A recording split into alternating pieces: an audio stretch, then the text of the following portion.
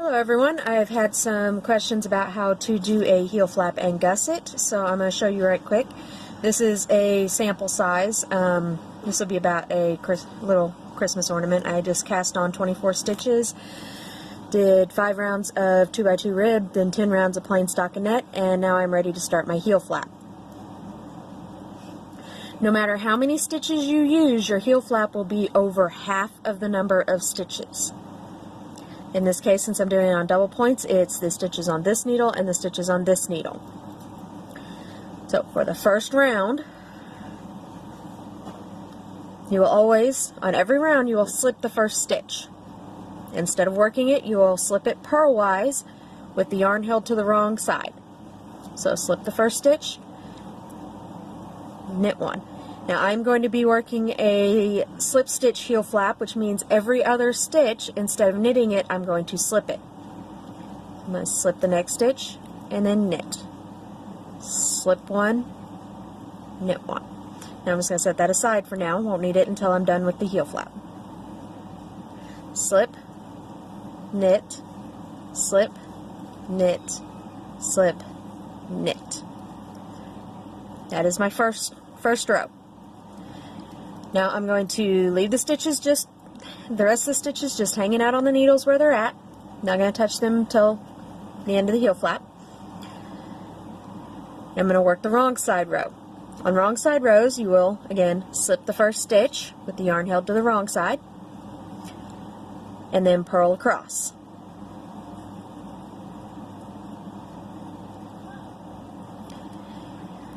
And when working on double points, sometimes it can kind of feel like wrestling an octopus, but the more you do it, the easier it gets.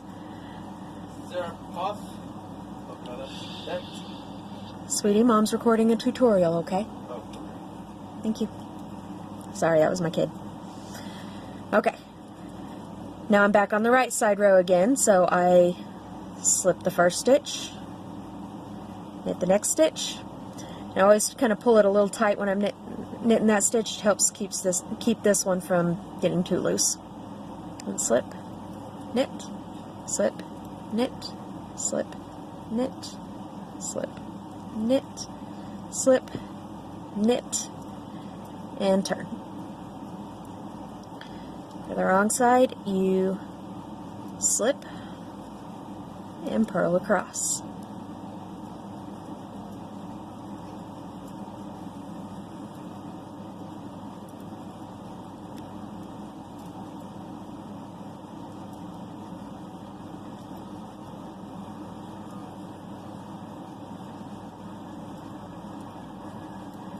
Okay, now you will do this for the same number of rows as you have stitches on your needle. So I started with 12 stitches for my heel flap. That's half the number of stitches that I have for my sock. So I will do 12 rows. I've done 4, so I'm going to go ahead and pause the video and finish my 12 rows. Okay, so I've completed the heel flap. Since this one's going to be a little hard to see due to the dark color, I'm going to switch to this one. This is a jelly roll sock that I'm working on out of Devil Bunny Dye Works in the Bison Plums and Siberia colorways. Okay, I started with 64 stitches on this sock. I have divided that in half, 32, and done my heel flap the same way I did on the small one. And now I'm ready to do the turn. Now you'll notice that the side of the heel flap has these long chain stitches. Those will be important here in a minute. Now for the heel turn, I'm going to use a tool or two. I'm going to use a stitch marker. Any kind of locking stitch marker, either one of these metal ones, light bulb shaped ones, or one of these plastic ones will work. I'm going to use one of the plastic ones because it'll be easier for you to see. And how many ever stitches you have, in my case I had 32 for my heel flap. I'm going to count over 16 stitches. That's half the number of stitches for my heel flap. 1, 2, 3, 4, 5, 6, 7, 8, 9, 10, 11, 12, 13, 14, 15, 16. At this point, I'm going to slide my stitch marker in between the stitches. So I've got the stitch marker in between my 16th and 17th stitch. Now to work the heel turn, take my yarn, I will slip the first stitch again, and I am going to work my way over to this stitch marker.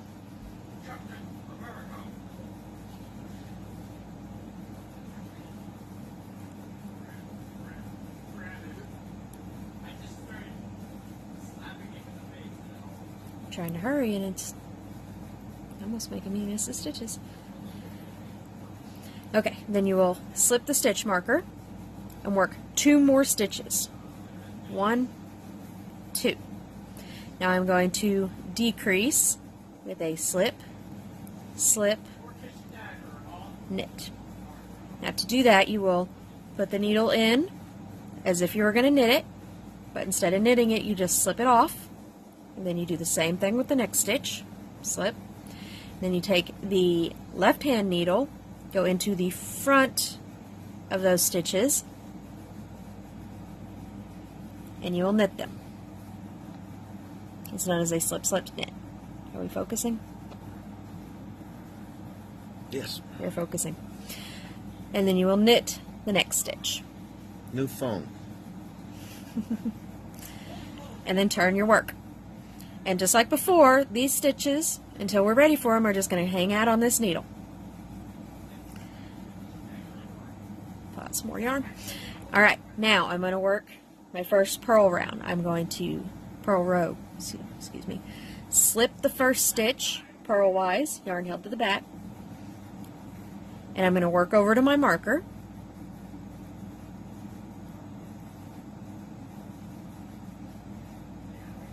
You can take the marker out now, you're not going to need it for now, and then work 2 more stitches. So purl 1, purl 2. Now I'm going to decrease by doing a purl 2 together. So I slide my needle in just as if I was going to purl. I'm going to put both of them, first one and second,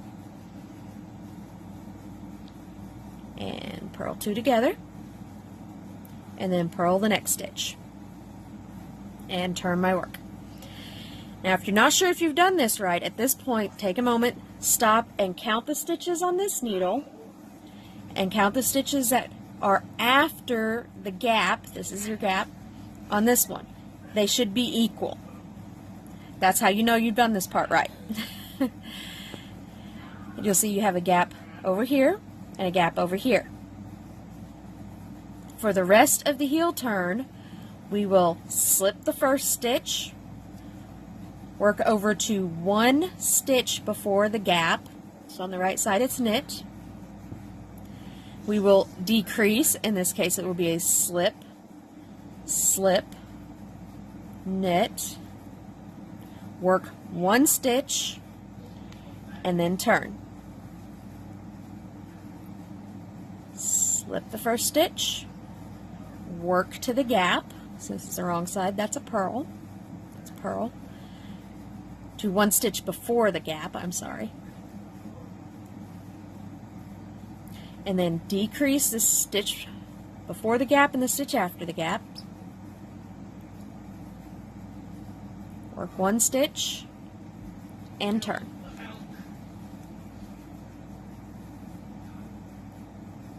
And you continue working the heel turn the same way until you are out of stitches. Go. Okay, we ended up cutting away for most of the heel turn. Sorry about that, but phone would not let me record for long enough. Okay, so I'm on the last row of my heel turn. Now you'll notice I only have 1 stitch on each end after the gap. That happens when you start with 64 stitches. It's not that big a deal. You're just going to work over just like you normally would.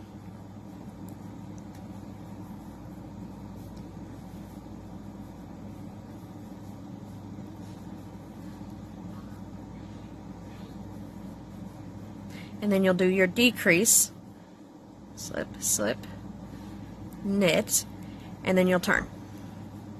You'll do the same thing on the wrong side.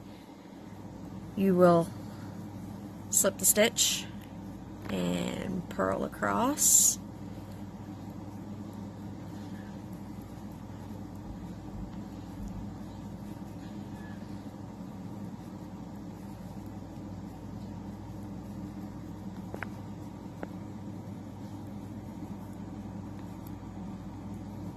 Am I staying in focus?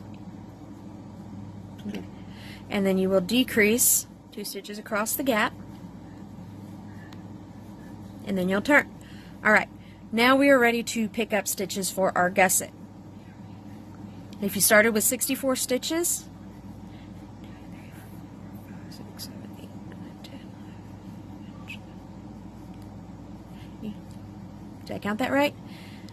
1, 2, 3, 4, 5, 6, 7, 8, 9, 10, 11, 12, 13, 14, 15, 16, 17, 18. That's right. Okay. Now if you started with 32 stitches for your heel flap, you'll end up with 18 stitches left over. So, what I will do, since I am working on double points, I am going to count over half that number of stitches, which is 9. 1, 2, 3, 4, 5, 6, 7, 8, 9. And I'm going to pop my stitch marker in again. Show you why in a few minutes. It'll make more sense once I'm done with picking up stitches. Alright, then you will slip the stitch, work across, just slip that marker for now.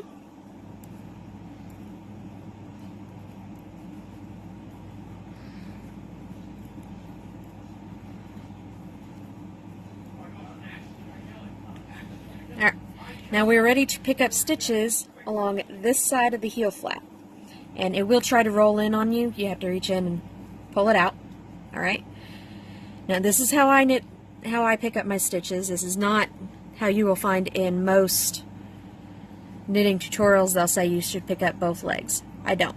I just pick up the back leg of the stitch. It can be a little awkward.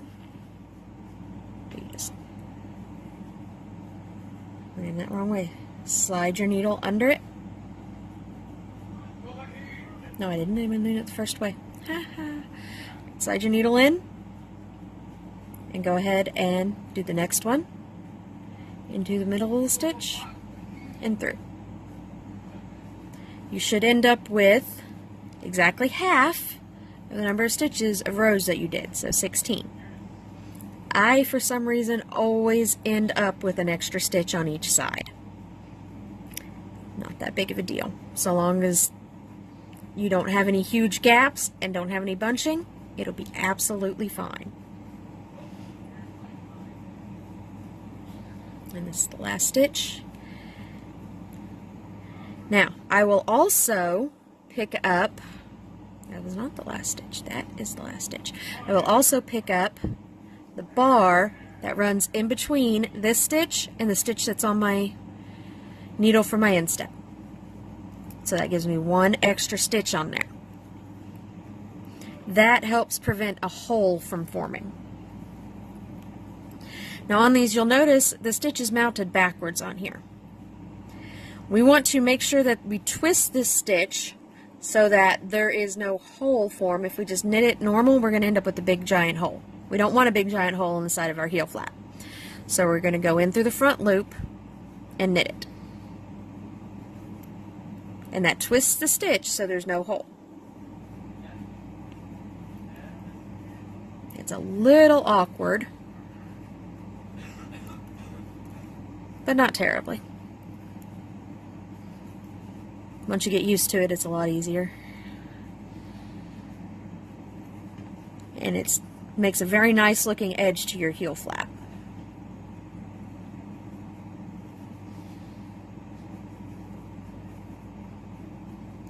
And it also makes the inside of your heel flap very smooth.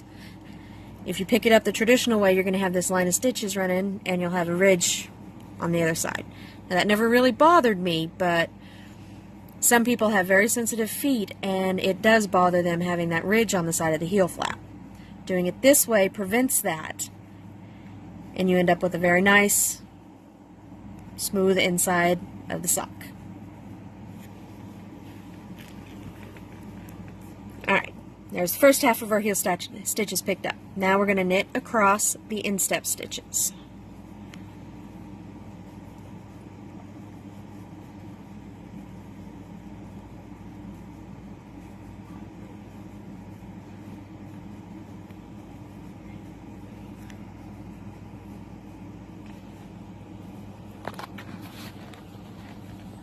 Tripod on payday.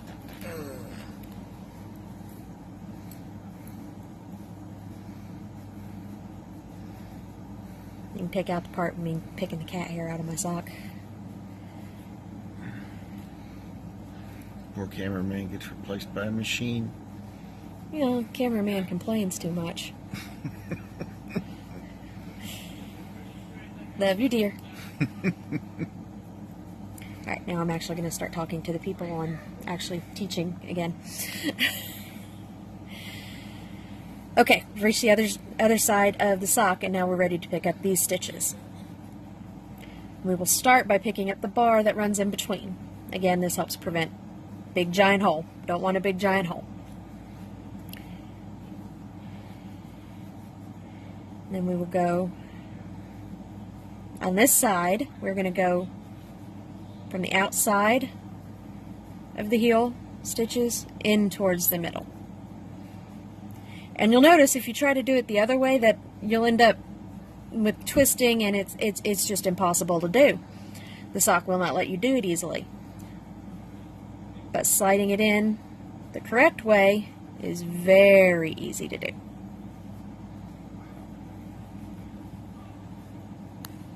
As long as you don't split the yarn, which would be not cool. Not cool at all.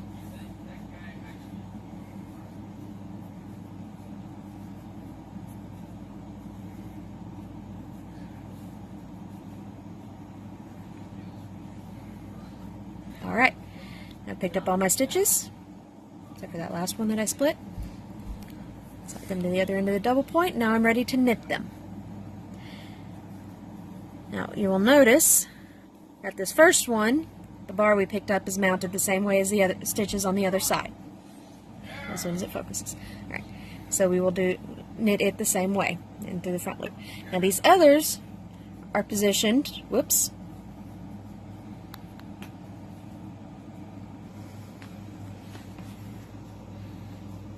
sorry about that. Phone tried to die on us. Got it plugged in now. Okay. Minute 20. So we'll pretend like that was just like it was a minute ago. Alright, so this one is positioned the same way these stitches on the heel flap were. On the other side of the heel flap. So we're going to knit it the same way. These others are positioned the way a yarn over would be in our regular knitting. And if we knit through the front loop, we're going to end up with a hole. Don't want that. So we're going to knit through the back loop to twist these.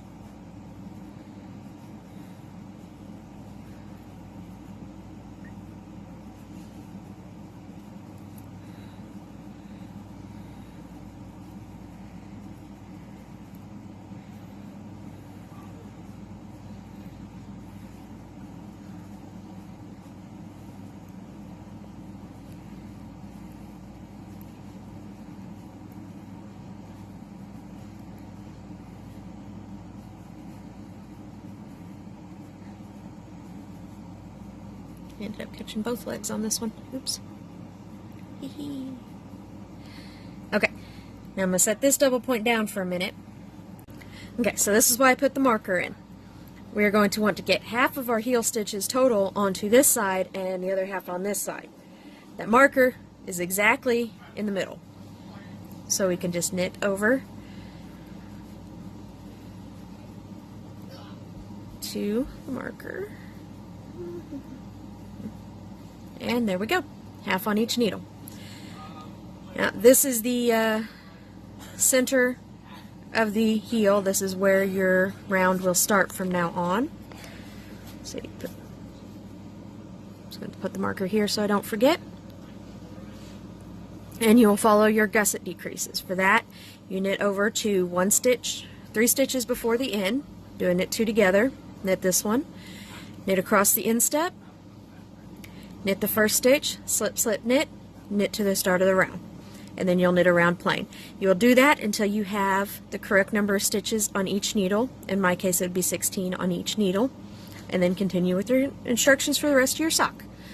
I hope this helps. If you have any questions, please feel free to ask me either on Facebook or in the comments of this video.